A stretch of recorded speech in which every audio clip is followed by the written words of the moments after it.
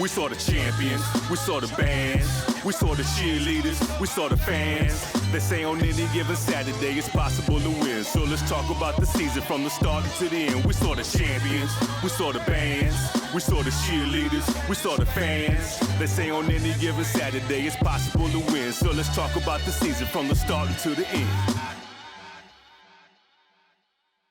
Hey gang, it's another weekend with the HBCU Game Day crew, and welcome to the No Huddle. Thank you so much for your support all season long. We've appreciated all of your comments that you've given us online, the love that you've shown us at the games, except when we didn't pick your team. There's that part. But it's been a fun year. This entire season has been leading up to this very moment right here. The Celebration Bowl, the game that decides the HBCU National Championship, is underway right now at the Mercedes-Benz Stadium here in Atlanta. So we have to say thank you, Mom, for watching the show this week. You might be the only one. But in all seriousness, Alcorn State and North Carolina A&T are matched up for the third time in the 5-year history of the Celebration Bowl. Now, earlier on in the week, I had a chance to speak one-on-one with North Carolina A&T head coach Sam Washington and Alcorn State's Fred McNair. I think we both have different teams. So, that has absolutely nothing to do with it from my perspective.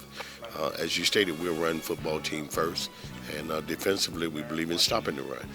And everything starts from that foundation. Our philosophy is stop the run, protect the football, and win the kicking game. And that's what we'll do. Can you tell me and tell everyone what Jermaine Martin has meant for your team this year and his big play ability? That young man is special, and really is, and we're just happy to have him, on our team. He has the lightning speed, he has top-end speed, and he's very powerful. It has to be, very tough on the opposing team, trying to prepare for that young man, every week. But I'm just happy to have him on my team. How amazing has it been, this story, that you had the preseason player of the year, he goes down, backup comes in, and has a player of the year type year. How amazing is it to have that type of personnel in your quarterback room? Man, that's great coaching, man. And it all started out with the quarterback coach and the mindset that he come in and make sure these guys understand the concept of everything and doing everything the right way. And just having belief in them and them trusting him that he gonna teach them the right way. And I think that's the biggest thing, just having a guy in that knows that position, that makes sure these guys understand the way it's supposed to be played, and leadership. Felix had wanted to be a player all this time. Now it's time for him to play, and he stepped up and took the steering wheel and keeping this thing in the road for us. So he's done a phenomenal job this whole season. How important to you is it to get a win, especially with it being so close last year? It is very important, and that's our ultimate goal, to try to win a football game. Anytime you can win and you represent the SWAC conference this year again, always it's tremendous for us. And knowing that we have to do a great job of representing our conference, and I think that these guys up for the task, the coaching staff and the players. So we just got to go out and play the game the right way and try to get this win on next Saturday. So there's nothing really left to talk about until this one is over. Now, a win by North Carolina A&T would seriously make us reconsider renaming the Celebration Bowl the Celebration Bowl featuring the North Carolina A&T Aggies. It's kind of been that life, right? But a win by Alcorn State would be sweet revenge after a 2-point loss last season, as well as an opportunity for the SWAC to get their swag back against the MEAC. I mean, they need a little bounce in their stride, right? The long-time held belief has been that the SWAC is the football conference, but you can't live on history. You got to make things happen in the present so you can move forward into the future. We'll have much more on the Celebration Bowl in next week's season finale of the No Huddle, and we're going to talk about it a little later on in the show. But now it's time for a break. When we come back, it's time to talk about who else. FAMU, of course, head coach Willie Simmons. He stars in another edition of HBCU Gameday Prime. Our crew in Tallahassee will strike, and maybe even strike again when we come back.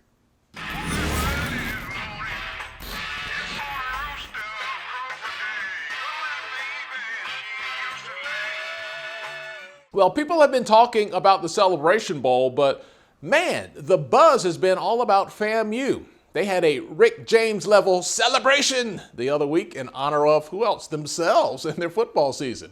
While their detractors were on some shoulda never gave y'all money type criticism. Now, Coach Simmons discusses that and much more with our crew from Tallahassee. Welcome to HBCU Gameday Prime. I'm Corey Staples, and today I'm joined with sports guru Curtis Ford, former NFL lineman Wally Williams, and the man of the hour, head coach Willie Simmons, who is fresh off of his trip from New York, where he accompanied Ryan Stanley as he received the MEAC Offensive Player of the Year. So let's jump right into it. Coach, how was it attending the National Football Foundation? It was an amazing experience. I commend Dr. Dennis Thomas, our commissioner, for putting the event, well, not putting the event on, but for making an emphasis to involve the offensive and defensive players of the conference in the National Football Foundation College Football Hall of Fame. We're the only conference that honors our offensive and defensive players of the year. So to have our young men be able to rub elbows with College Football Hall of Famers, coaching Hall of Famers, NFL greats, was a truly amazing experience, and what better city to do it than New York City. So great 3-day event. Looking forward to it. Hopefully we can get another offensive and defensive player of the year, because I'm looking forward to next year already. Definitely.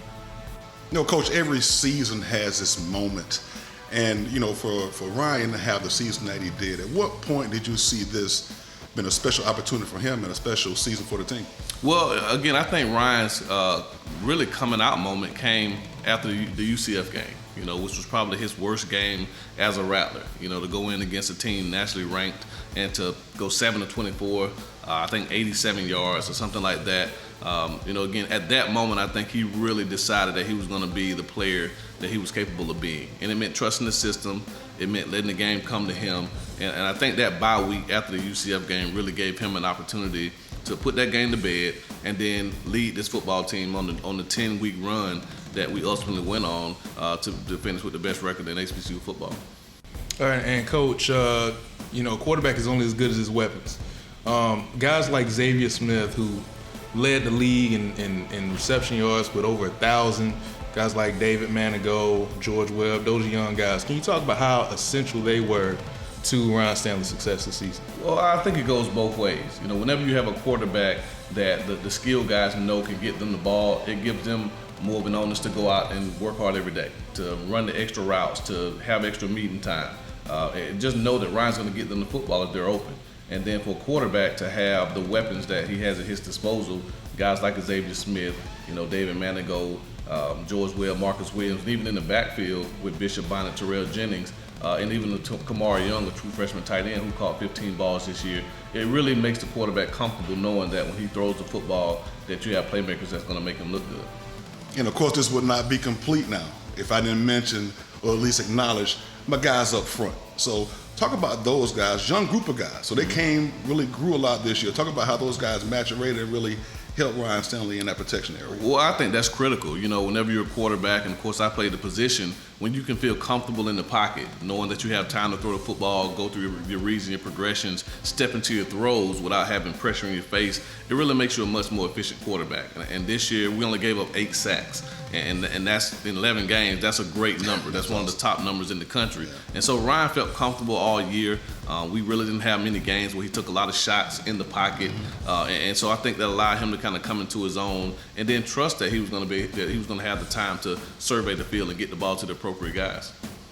And Coach, you guys just had a big championship celebration, which did cause some waves across social media.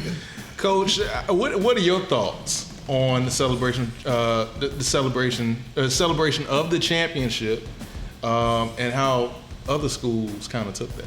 Well, I think what we did on the football field speaks for itself. You know, you look at the end of the season, we're the highest ranked HBCU in the country at the FCS level.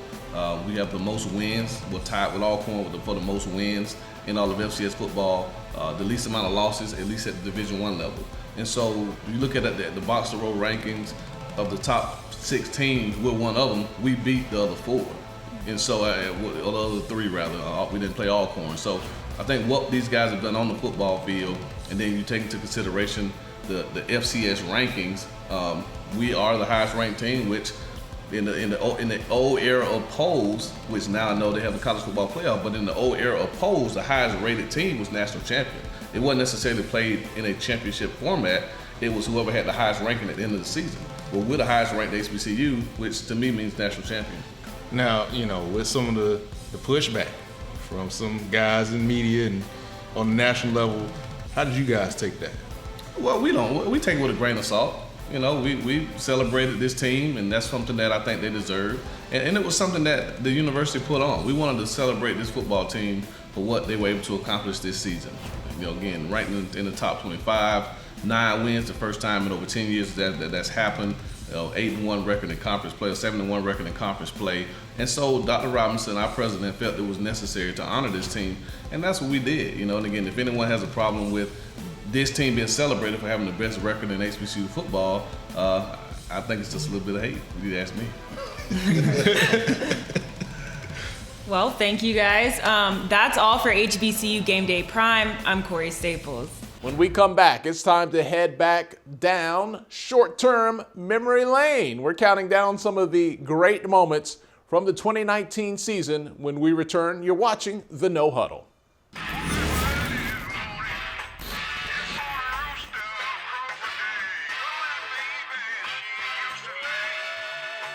Welcome back to the No Huddle, everyone. I'm Tali Carr. For the last couple of weeks, we've reminisced about great comebacks. We've talked about renewed rivalries, but now we turn our attention to a party favorite, the best homecoming moments of 2019. A little side note, a footnote, if you will. We'll put it down at the bottom of the screen. For those of you keeping score at home, the best homecoming moments that we ourselves actually attended is the disclaimer. Because if we weren't there, we cannot co-sign on that thing at all. I cannot take your word about the potato salad and how banging it was. All right, so moving on. The big moments of homecoming. 6, 5, 4 belong to Howard, North Carolina A&T, and Spellhouse.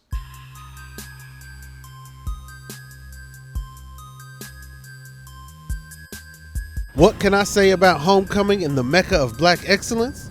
Well, the parade had King T'Challa and Killmonger together, swerving in charges. The food was incredible, authentic, and made with that good HBCU love. So how long you been out here at the homecomings cooking?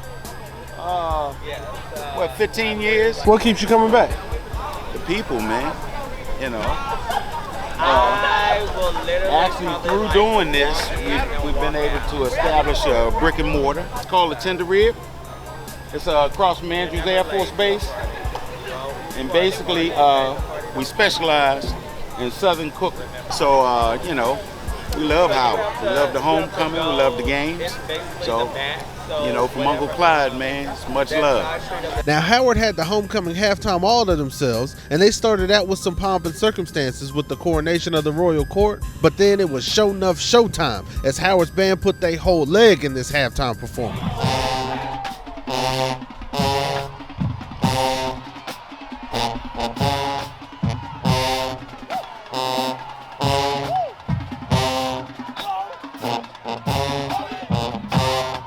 Back on the yard at 1601 East Market Street for the greatest homecoming on earth. You already know, greatest homecoming in the world. Don't let anybody tell you different. And they might need to change the T in A&T to tailgating, because the grills were smoking and every Aggie I saw had a clean bone in hand. We gotta have fish every homecoming. Fried fish every homecoming, brother. Aggie pride. And the family reunion vibes were extra heavy. I met all types of black excellence in the G Hotel gate. I came to A&T in 1959. During my freshman year, we started the sit-in demonstration at Woodward. I have met some of the most outstanding leaders in the world right here at A&T. As well as my own kinfolk, Sybil, the voice behind the cookout classic Don't Make Me Over, who was also Miss A&T back in her day. Honey, I was on the stage in Corbett doing my thing. So they asked me to come back, and I did a homecoming show here at Corbett, and it was great. And what the beauty was, line dancing was a big deal, like electric slide. They ended up electric sliding to Don't Make Me Over, but it was fab. The whole floor filled with nothing but Aggies and Aggie supporters just doing a dance together. So for me, it was really cool. So the minute that don't make me don't make me don't. Once that hit, I was good.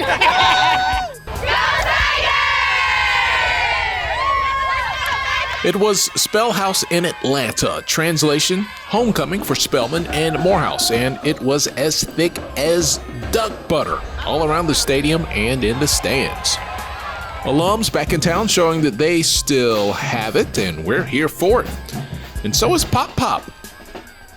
We picked this one up in the second half. Morehouse already looking good and feeling good, up 22-0 over Benedict. Now Benedict not having the year it expected, winless so far, but on the comeback trail, maybe. Third quarter, Raylan Elzy on the receiving end of this Eric Phoenix pass. Trust me, he caught it, just a bit of two ships passing in the night behind the lens. Later in the fourth quarter, Elijah Watson with a rumbling, bumbling, stumbling touchdown catch, 22-13 ball game. The Morehouse lead trimmed to 9. Keep it moving in the fourth quarter. Michael Sims with an insurance policy to Tremel Gooden. And do my eyes deceive me? Santo Dunn earning his scholarship. Not only is he a superstar rusher, he kicks extra points.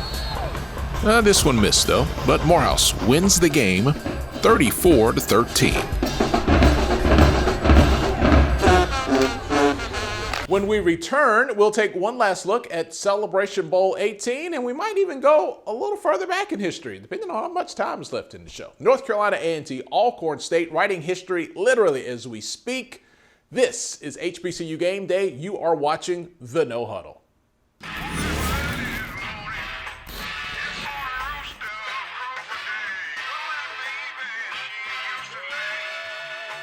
Welcome back, Kata. Celebration Bowl 2018 will go down as a game of woulda, shoulda, coulda, maybe. What did the ref do? For Alcorn State. Missed opportunities on special teams, a 2-point conversion call that was suspect in many eyes. There were lots of moments that ended as a head-scratcher for the Braves when they looked up at the final scoreboard. Well, you could say the same thing for North Carolina Central. Grambling missed out on back-to-back titles. So let's go back now and relive some of the big Celebration Bowl moments. This was the Tariq Cohen show, and Tariq lands the final devastating blow that would send Alcorn crashing to the canvas. 73 yards, up the gut, untouched. Tariq Cohen showing off he is way more than just backflips, and A&T gets the win in CB1, 41-34. Bell scrambles off his back foot. He flicks one to Quentin Atkinson, who holds on to it this time. It's a touchdown. Hold on, when he takes off his helmet here celebrating, that's a flag. 15-yard penalty, so now the kicker is pushed back, but still one kick away from overtime, but the Tigers get to the kicker untouched, is blocked. And just like that, the Eagles suddenly are grounded. Grambling is able to run out the clock, and the celebration is on. A tightly contested game that could have gone either way, but it goes the way of Grambling. They are your Celebration Bowl champions and the best in HBCU football. And right on cue, the leader of the pack, Lamar Renard, pushes his way across the goal line for the go-ahead touchdown. The Aggie sideline is lit as they take a one-score lead with less than a minute left to play. Tigers make a couple of good plays, but just can't connect on the one big one they really needed, and the North Carolina A&T Aggies win their second Celebration Bowl in 3 years. They finish off one of the best seasons in HBCU football history by going 12-0, winning the MEAC and the Celebration Bowl, and even with all the history and implications behind their unbeaten season, the feeling from the Aggie players after the win, they did exactly what they knew they were going to do: make history. We knew it was going to happen since May. We knew it was going to happen since May. We were built for this. We were the best to ever do it. Alcorn within 1 point, 17-16. The Braves fans are going nuts, but the Mississippi Madness was short-lived as Malik to the house Wilson puts the hush on the crowd with a 79-yard kick return touchdown. Aggies back in control, up 24-16.